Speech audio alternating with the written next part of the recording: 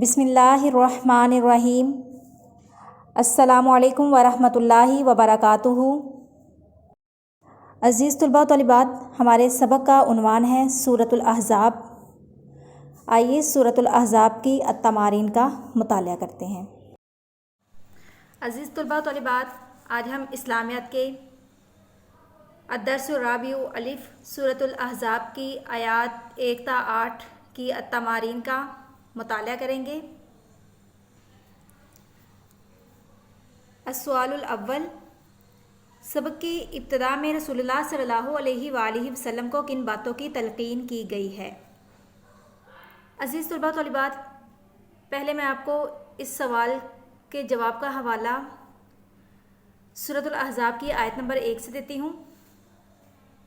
اللہ تعالیٰ نبی کریم صلی اللہ علیہ وآلہ وسلم سے فرماتے ہیں، اے پیغمبر صلی اللہ علیہ وآلہ وسلم، خدا سے ڈرتے رہنا اور کافروں اور منافقوں کا کہا نہ ماننا۔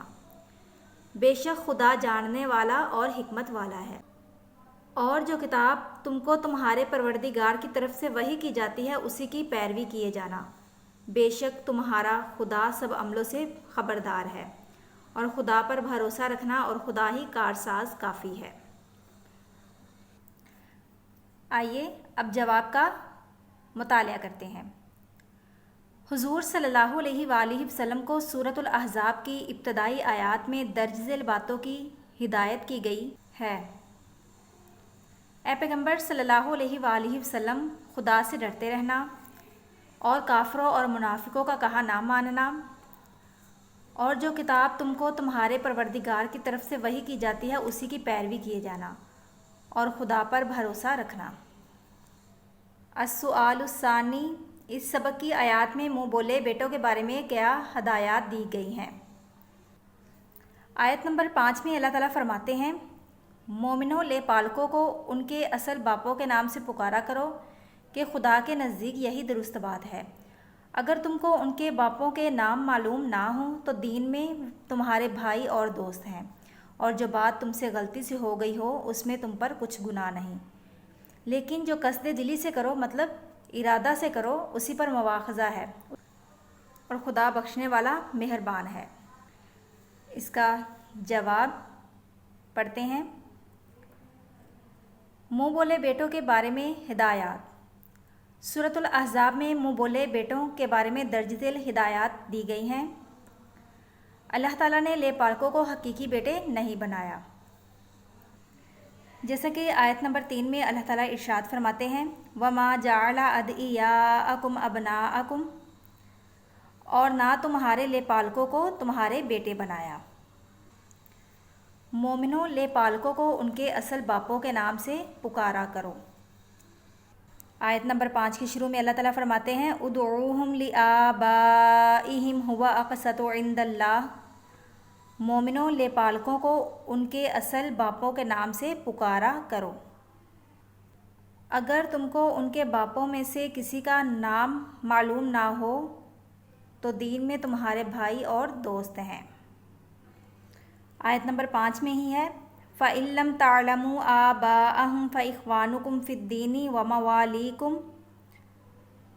اگر تم کو ان کے باپوں کے نام معلوم نہ ہوں تو دین میں تمہارے بھائی اور دوست ہیں۔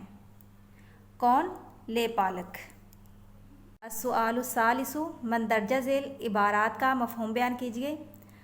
عزیز طلباء و طالبات، آج ہم صرف جز الف کا مطالعہ کریں گے، بقیہ مطالعہ کل کریں گے۔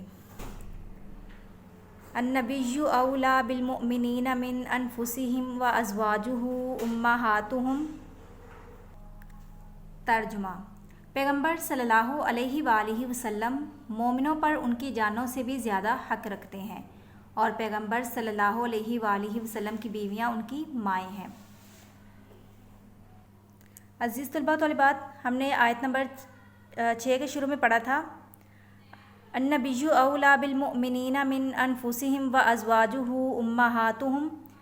پیغمبر مومنوں پر ان کی جانوں سے بھی زیادہ حق رکھتے ہیں، اور پیغمبر کی بیویاں ان کی مائیں ہیں۔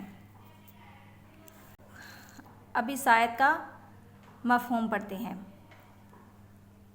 اس آیت مبارکہ میں اللہ تعالیٰ نے اہل ایمان کو یہ تربیت دی ہے کہ جب اللہ کے رسول صلی اللہ علیہ وآلہ وسلم کے ساتھ تعلق، ان کے ساتھ محبت و اطاعت کی بات آئے تو آپ صلی اللہ علیہ وآلہ وسلم کو تمام تعلقات اور خواہشات سے بالاتر سمجھ کر محبت اور اطاعت کی جائے، کیونکہ محبت رسول صلی اللہ علیہ وآلہ وسلم اور اطاعت رسول صلی اللہ علیہ وآلہ وسلم ایمان کا تقاضا ہے۔ صحابہ کرام رضی اللہ تعالیٰ عنہم اور اہل بیت اطہار رضی اللہ تعالیٰ عنہم کا عقیدہ اور عمل بھی اسی آیت کے مطابق رہا ہے۔ آیت کے اگلے حصے میں اللہ تعالیٰ نے حضور صلی اللہ علیہ وآلہ وسلم کے ازواج مطہرات رضی اللہ تعالیٰ عنہما کو مومنین کی مائیں قرار دے کر ان کی عزت افزائی فرمائی ہے۔ حضور نبی اکرم صلی اللہ علیہ وآلہ وسلم کے ساتھ تعلق کے باعث ہر مسلمان کا فرض ہے کہ ازواج مطہرات رضی اللہ تعالیٰ عنہما کا احترام اسی طرح کرے جس طرح اپنی حقیقی ماں کا کرتا ہے۔ آپ صلی اللہ علیہ وآلہ وسلم کی ازواج چونکہ مومنین کی مائیں ہیں، اس لیے ان کا احترام و تکریم بھی ماں کی طرح کیا جائے گا اور ان سے نکاح بھی اسی طرح ناجائز و حرام ہوگا۔ عزیز طلباء و طالبات، التمارین سوال نمبر 1، 2 اور سوال نمبر 3 کے جزء الف کو آپ نے اچھے سے ذہن نشین کرنا ہے۔ دعاؤں میں یاد رکھیے۔ اللہ حافظ۔